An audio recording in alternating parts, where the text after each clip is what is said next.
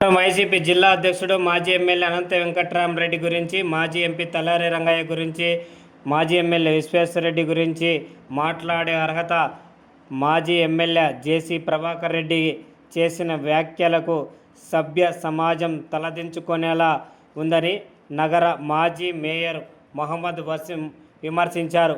YSR Congress party కార్యాలయంలో సోమవారం మధ్యాహ్నం 1:20 సమయంలో మీడియా సమావేశం నిర్వహించి వారు మాట్లాడారు. ఈ కార్యక్రమంలో మాజీ కార్పొరేటర్లు సైఫుల్లా బేగ్, మల్లెమీద నరసింహులు ఎవరైతే ఇలా మాట్లాడమని చెప్తున్నారే అతను ఏమైనా చూసినాడా? ఎవరో మీకు గాలి మాటలు చెప్తా అంటే మీరు వారి మాటలు నమ్మి ఇక్కడ మాట్లాడడం కూడా సరికాదని కూడా నేను తెలియజేస్తున్నాను. ఏదో ఒక ముస్లిం మైనార్టీకి ఇచ్చినారు, మీరు ఇలా నిందలేస్తే ఏ విధంగా ఉంటుందో మీరే ఒకసారి ఆలోచించాలని కూడా నేను తెలియజేస్తున్నాను. అదేవిధంగా ఒక్కొక్క బిల్డింగ్కి 4-5 లక్షల రూపాయలు వసూలు చేసినామని చెప్పేసి కూడా మీరు చెప్పడం జరుగుతుంది. మీరు ఎక్కడైనా చూసినారా? మీకు ఎవరైతే చెప్పినారో అతనేమన్నా ఇక్కడ వసూలు చేసినాడేమో మాకైతే తెలియదు. మీ తాడిపత్రిలో ఇలాంటి వసూలు చేసే సంస్కృతి ఉందేమో కూడా నాకు తెలియదు. ఏమైనా మాట్లాడేటప్పుడు మీరు ఒక వ్యక్తి కావచ్చు, మా నాయకుడు అనంత వెంకట్రామరెడ్డి గారి గురించి కావచ్చు, విచారించుకోండి. మీరు మీ తాడిపత్రిలో ఈ సంస్కృతి ఉందేమో కానీ మా అనంతపురం నగరంలో ఇలా బిల్డింగ్లకు వసూలు చేసే కావచ్చు, నేను కావచ్చు, మా నాయకుడు కావచ్చు, అనంత వెంకట్రామరెడ్డి గారు, మా పార్టీ ఎప్పుడైనా ఇక్కడ ఇట్లా వసూలు చేసినామని చెప్పి మీరు నిరూపించండి, మేము కూడా మాట్లాడతాం.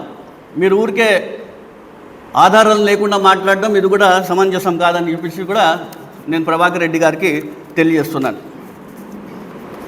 అదేవిధంగా కొంతమంది ఉన్నారు, మీకు తెలుసు, ఈ మాటలని చెప్తున్నారు కదా, ఏ పార్టీ అధికారంలోకి వస్తే ఆ పార్టీకి గొడుగు పడుతున్న విషయం కూడా మీకు తెలుసు.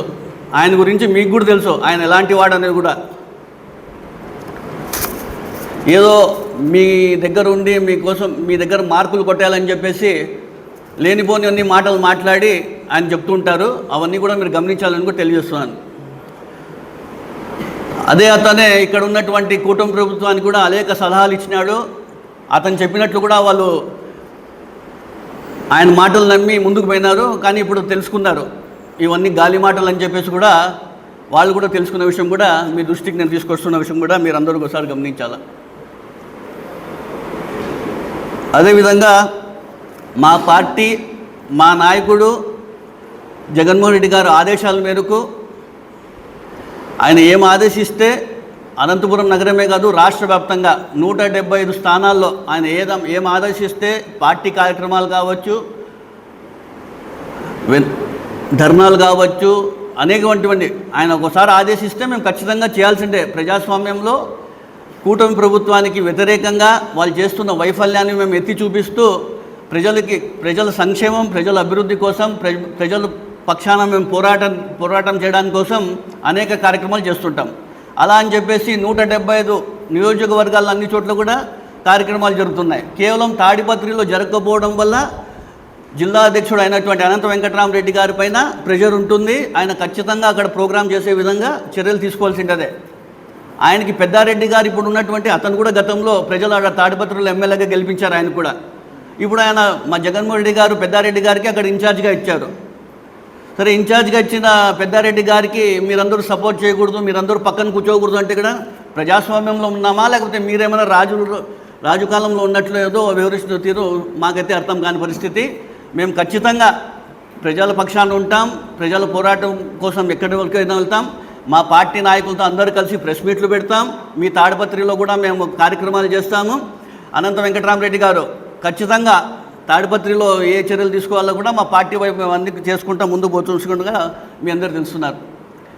మీరు ప్రతిసారి బెదిరిస్తే మేమేం బెదిరిపోయడానికి మేము ఇక్కడెవరేం తప్పు చేయలేదు. ప్రజాస్వామ్యబద్ధంగా మేము మాట్లాడుతున్నాం.